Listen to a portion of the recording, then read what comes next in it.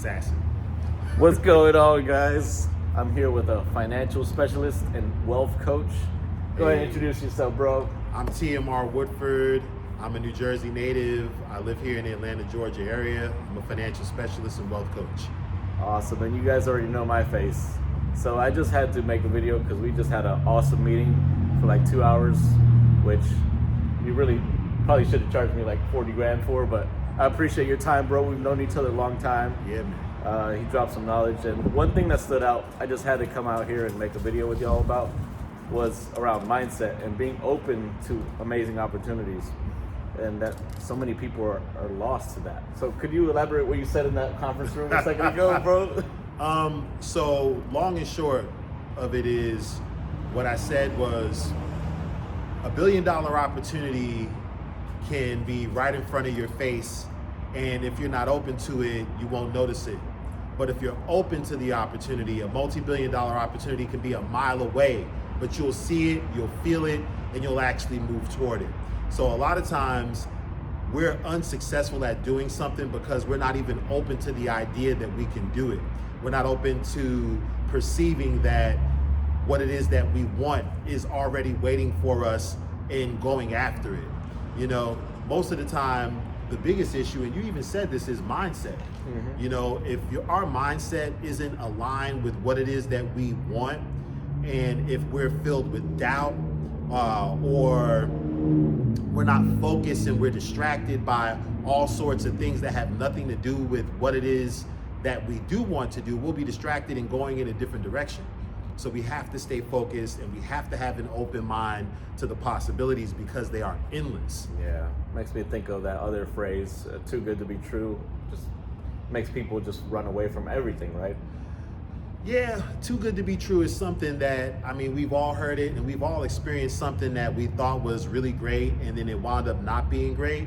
But the truth is, even if you have an experience like that, that doesn't mean you stop and you focus on what happened. That means, okay, maybe this wasn't the situation, but because it's something that I want, and because it's something that I thought was possible, it is possible, maybe just not with this person, maybe just not right here in this moment, you know?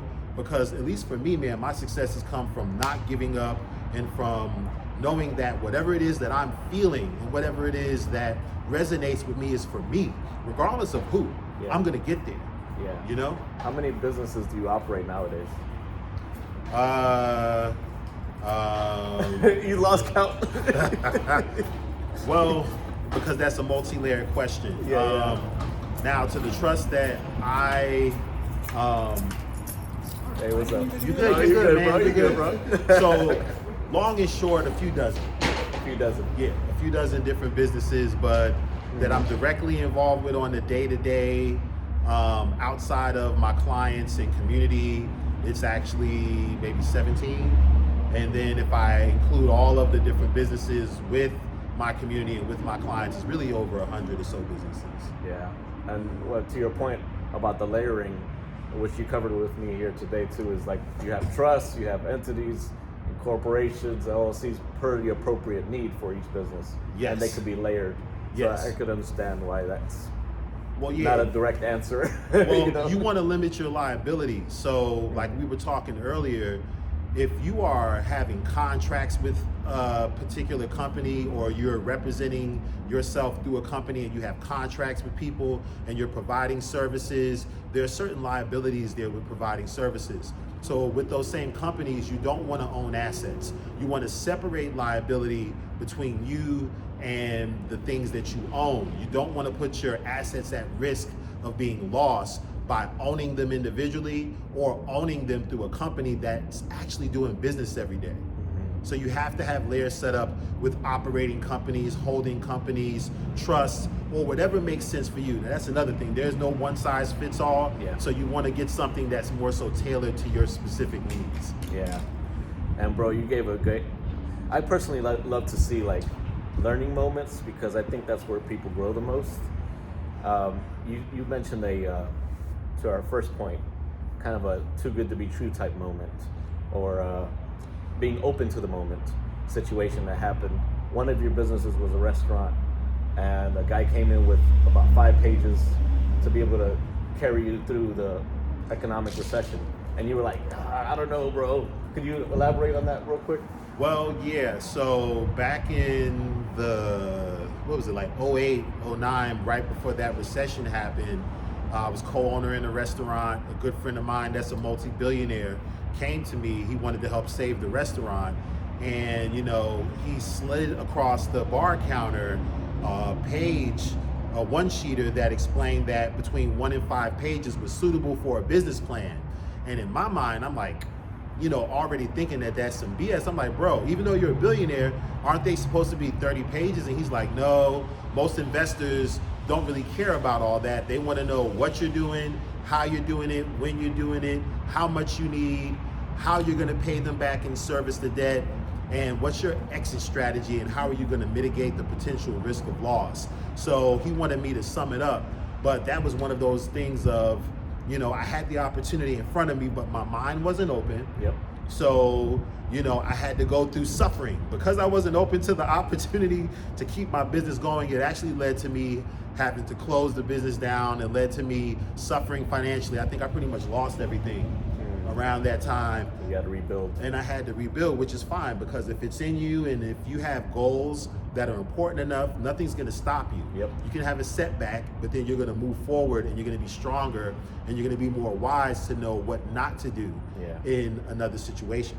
Yeah, like when my first business failed, the internet cafe, when I came to Georgia for the first time, like that taught me a lot, especially about cash flow, keeping an eye on business and strategy, forecasting what's happening, and adjusting your strategy to execute on sales, for example.